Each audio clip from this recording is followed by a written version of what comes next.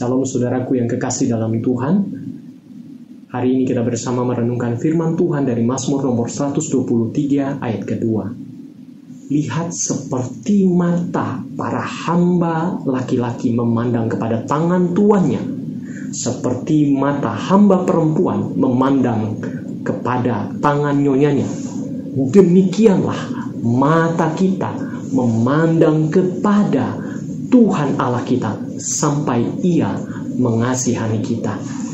Saudaraku, Mazmur nomor 123 ini merupakan bagian dari Mazmur-Mazmur ziarah yang dinyanyikan umat Israel di dalam perjalanan ziarah mereka menuju Yerusalem, tempat di mana bait suci menjadi pusat atau sentral dari ibadah mereka secara ritual dan komunal.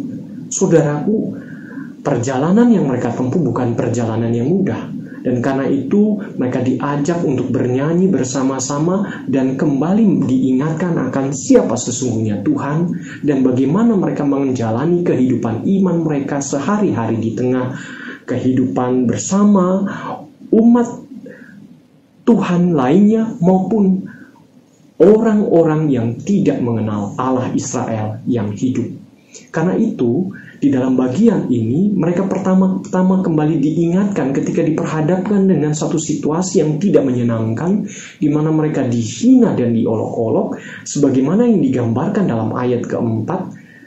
Satu kondisi hinaan dan olok-olok yang mereka terima bukan sesekali tetapi berulang kali sampai situasi yang digambarkan dalam ayat keempat dikatakan mereka sampai sudah begitu kenyangnya dengan hinaan dan olok-olok yang datangnya dari orang-orang yang merasa diri aman karena memiliki kekuatan, karena memiliki andalan, diri yang begitu kuat menurut ukuran mereka, apakah itu kekayaan, apakah itu status, apakah itu komunitas atau kelompok orang yang begitu kuat dan banyak mendukung mereka, atau apapun itu, tidak menjadi alasan bagi umat Allah untuk kemudian berhenti menjadi umat Allah yang berharap pada anugerah dan pertolongan Allah.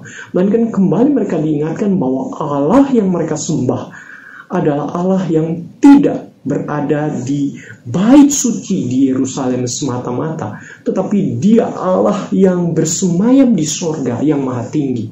Dan di dalam keberadaannya di tempat yang maha tinggi, Dia sungguh-sungguh menunjukkan kedudukan dan kekuasaannya yang penuh, bukan saja atas surga, tetapi atas seluruh ciptaannya, termasuk atas kehidupan hamba-hambanya, umat milik kepunyaannya.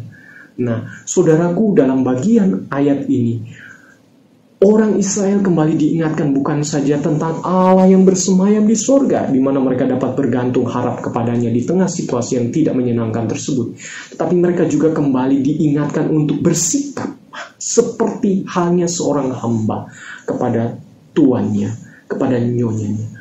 Tuhan adalah Tuhan pemilik kehidupan mereka, sehingga mereka diingatkan bahwa Tuhan berkuasa penuh atas kehidupan mereka. Mereka tidak dapat bersikap atau meresponi apapun yang diperlakukan oleh orang-orang di sekeliling mereka dengan kekuatan, dengan pikiran, dengan dorongan hati mereka sendiri. Melainkan mereka kembali diingatkan untuk sungguh-sungguh menundukkan diri layaknya seorang hamba yang tidak berdaya, hanya mengharapkan tangan tuannya yang penuh kuasa dan perkasa itu yang menolong mereka lepas dari himpitan, olok-olok dan hinaan yang mereka terima. Memohon belas kasih Allah sampai Allah menyatakan itu, sebagaimana seorang hamba yang memandang kepada tangan tuannya. Seorang hamba yang terduduk lemah memandang memohon pada belas kasih tuannya. Demikian Tuhan mengingatkan umatnya, termasuk saudara dan saya, untuk memandang kepada Dia, memohon agar hanan dalam bahasa aslinya, yaitu belas kasih Allah, itu dinyatakan atas diri kita, atas apa yang kita alami dalam hidup kita. Apapun itu, terkhususnya hinaan dan olok-olok yang kita terima, lebih lagi karena nama Tuhan, karena iman, karena ketaatan, kesetiaan kepada Tuhan.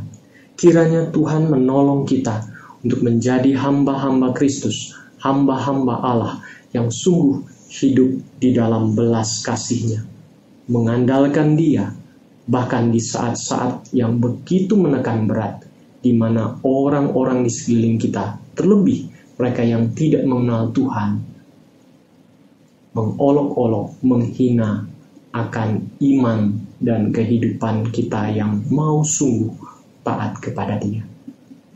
Tuhan memampukan kita hidup di dalam belas kasih, dalam Tuhan Yesus. Tuhan memampukan kita.